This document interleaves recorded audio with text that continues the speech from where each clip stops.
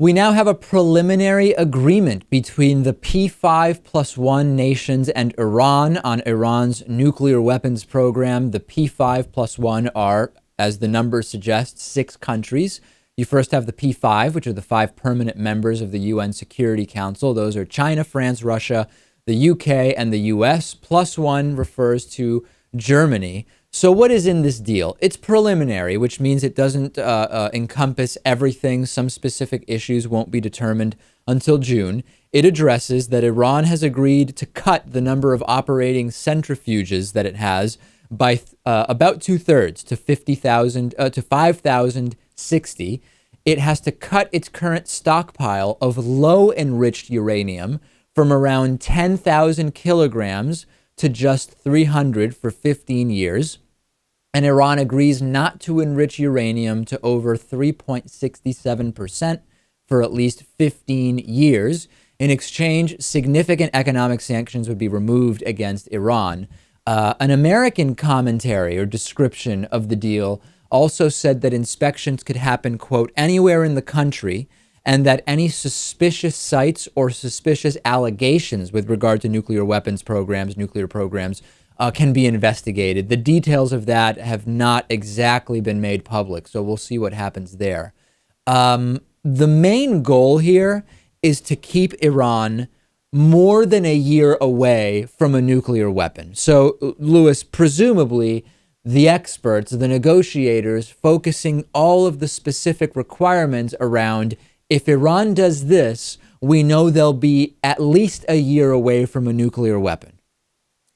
That's the plan, but it seems to me that it would be impossible to monitor the entire country for what would be a violation of this. I mean, can we really trust this? There's 2 views on that, right? There's one view, which is the view that is kind of the more reactionary view, which is who knows what Iran is going to do. If we ease sanctions, this is going to make it much easier for them to bolster their economy in a way that will allow more nuanced ways of hiding what they are doing. And the other view, which to me seems like the more pragmatic view, is not the one of who cares what Iran does. They should have nuclear weapons. That's not the side I'm on.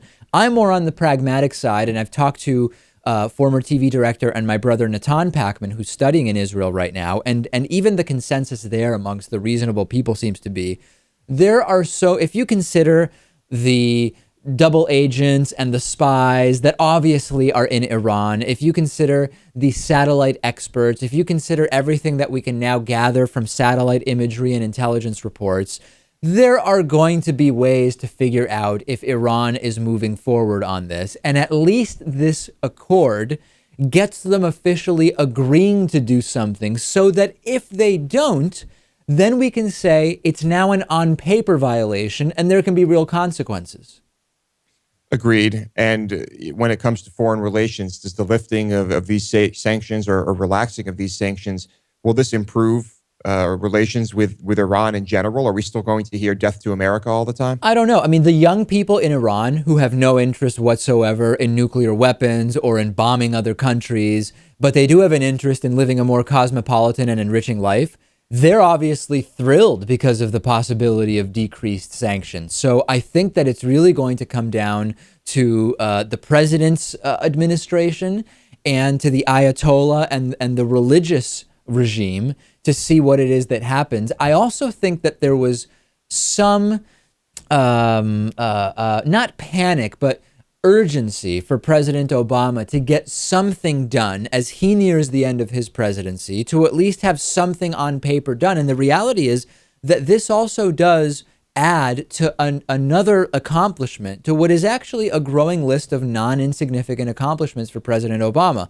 Aside from all the things that he has done that we disagree with, we've got a longer and longer list of pragmatic accomplishments here.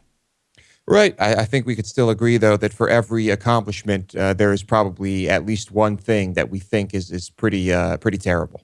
No question about it. Absolutely. And, incrementalism and if this is a good thing, if this is better than having nothing, then we should support it. And then we can explore. And there are groups that have serious concerns about this agreement. Once we see the final agreement, it seems like it'll be June, we will do a full analysis, and we've got a bunch of interviews planned around this.